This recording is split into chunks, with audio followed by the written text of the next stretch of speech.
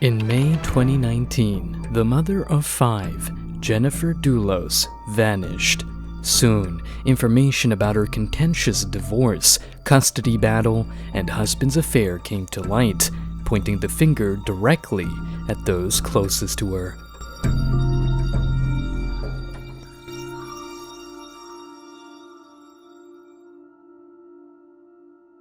Jennifer Farber Dulos was born on September 27, 1968, to parents Gloria Orthenberg and Hilliard Farber, a banker and philanthropist respectively.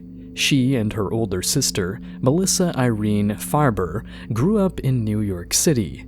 Jennifer graduated from Brown University in 1990, where she met Fotis Dulos. Fotis Dulos was born on August 6, 1967, in Turkey but raised in Athens, Greece. He moved to the United States in 1986 and attended Brown University, graduating in 1989. He graduated from Brown University in 1989 and later attended Columbia Business School, obtaining an MBA in finance. Fotis married Hilary Vanessa Adama, who also attended Brown, in Athens in June 2000. Their marriage ended in divorce on July 12, 2004, after 4 years. In the same year, Fotis founded 4 Group Incorporated, a real estate development company. Fotis started talking with Jennifer while still married to his first wife. They got married in Manhattan a little over a month after his divorce was finalized on August 28, 2004, and subsequently relocated to Farmington, Connecticut. Together, they had 5 children, including 2 sets of twins. Their names were Petros, Theodore, and Constantine, and Christiane and Cleopatra Noel. In a blog post on March 12, 2012, Jennifer hinted at troubles in her marriage, expressing her fear and aversion towards confrontation.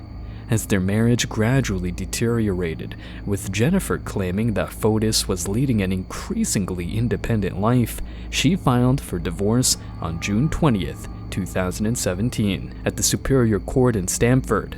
In the same month, she began renting a house in New Canaan, approximately 70 miles southwest of Farmington, and moved there with their 5 children. In her divorce filings, Jennifer mentioned that she expected Dulos to become enraged by the divorce and her motion, anticipating that he would retaliate against her in some way. She also alleged that he was having an affair with his colleague, Michelle Troconis, who hailed from Venezuela. Jennifer further claimed that Fotis had threatened to abduct their children if she did not comply with his terms in the divorce settlement, and that he had purchased a gun that year. Fotis denied making threats, asserting that he legally acquired the gun for home security purposes. Both parents filed multiple motions, each accusing the other of disparaging them. Despite Jennifer's request for an emergency custody order, the couple were granted temporary joint custody of their children until the conclusion of the divorce proceedings. When Jennifer sought another emergency custody order in early 2018, the judge found that Fotis had violated several court orders. In March 2018, Jennifer was granted sole physical custody of the children, but both parents were given joint legal custody. Fotis was allowed supervised visitation and monitored phone calls. Jennifer was last seen on May 24, 2019, at approximately 8 a.m. when she dropped off her children at New Canaan Country School. At 8:05 a.m., a neighbor's security camera recorded her returning home. On the same day, she missed 2 scheduled doctor's appointments in New York City, one at 11 a.m. and another at 1 p.m. Concerned, 2 of Jennifer's friends, including her nanny, Lauren Almeida, reported her missing around 7 p.m. after failing to reach her. This was highly unusual behavior for Jennifer. When Lauren arrived at Jennifer's place at 11:30 a.m., she was surprised to find Jennifer's Range Rover in the garage, as Jennifer had planned to use it for her doctor's appointments instead of her missing Chevrolet Suburban. Upon searching the house, investigators discovered blood splatter on the garage floor, door, wall and the exterior of the Range Rover. Blood was also found in the kitchen. DNA analysis revealed that most of the blood belonged to Jennifer, except for a mixture found on the kitchen faucet, which contained both Jennifer's and her husband's DNA. A neighbor's security camera captured Jennifer's Chevrolet Suburban leaving her home around 10:25 a.m. that morning, but authorities believe it was Fotis behind the wheel, not Jennifer. Later that evening, around 7:30 p.m., surveillance footage showed Fotis and Troconis disposing of garbage bags in multiple bins in Hartford. The bags were found to contain blood-stained clothing and cleaning items. The blood was determined to be Jennifer's, and Fotis' DNA was discovered inside a glove found among the trash bags, as well as on one of the bags. The Suburban was later found abandoned by the roadside near Waveney Park in New Canaan, approximately 3 miles away from Jennifer's home. Extensive searches were conducted at various properties in and around Farmington, Fairfield County, and near Fotis' residence, but no significant findings were made. Investigators suspect that Fotis arrived at Jennifer's home on a bicycle based on tire marks and other evidence. It is believed that he ambushed her in the garage upon her return from dropping their children at school, resulting in her death. Helicopters, K-9 units, and divers were employed in the search for Jennifer. As of May 24th, there had been no activity on her credit cards, and her cell phone showed no record of outgoing calls. On June 1st, 2019, Fotis and Troconis were apprehended at a hotel in Avon, Connecticut. They were charged with tampering with evidence and obstructing prosecution. At that time, the available evidence did not support more serious charges. Fotis enlisted the services of attorney Norm Pattis to represent him. Prior to being hired by Fotis, Pattis expressed a belief that Jennifer was deceased. Both Fotis and Troconis pleaded not guilty to the charges. In September 2019, they were arrested again for tampering with evidence and once again entered pleas of not guilty. Fotis appeared in court on October 4th, seeking the dismissal of the charges against him. The judge stated that he would review arguments presented by the defense and prosecution. On January 7th, 2020, Fotis was arrested at his residence by the Connecticut State Police.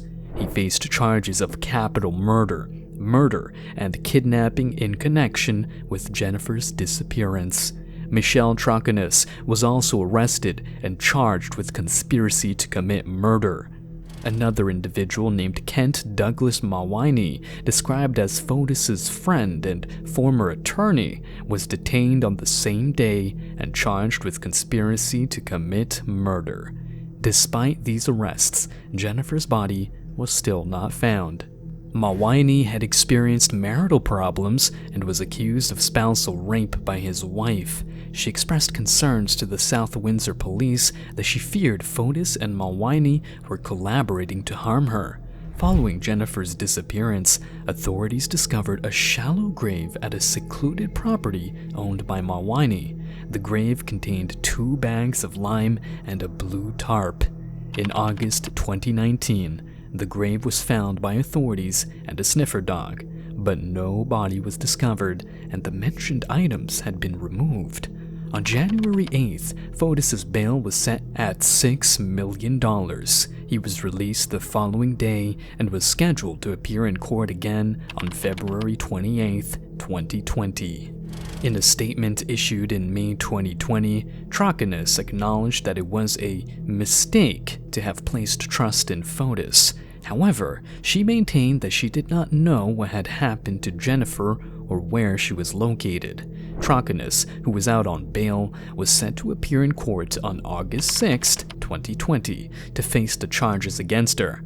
Mawini remained in custody with the bond initially set at $2 million, which was later reduced to $246,000. He was released on October 19, 2020. While out on bail, Fotis failed to appear in court for an emergency bond hearing on January 28, 2020.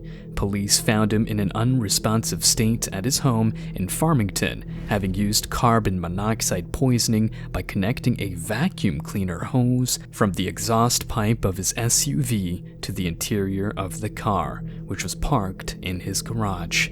Initially, some news outlets reported that Fotis had died, but emergency responders were able to revive him and restore a faint pulse. He was transported by ambulance to UConn Medical Center in Farmington and then airlifted to Jacobi Medical Center in the Bronx, where he underwent hyperbaric oxygen therapy. Fotis Dulos was pronounced dead at Jacobi Medical Center on January 30th, 2020, at the age of 52. In his car, a suicide note was found stating, "I refuse to spend even an hour more in jail for something I had nothing to do with." As of July 2023, we still have no new information about the possible whereabouts of Jennifer Dulos. While Fotis maintained his innocence to the very end, it is clear that much of the evidence points directly at him and his mistress. With Fotis gone, we may never know exactly what happened to Jennifer that day. Thank you so much for watching. If you found this video interesting, don't forget to hit the like button and share your thoughts in the comments. And most importantly, please subscribe and ring the bell. That way you'll be notified every time we upload a new intriguing case.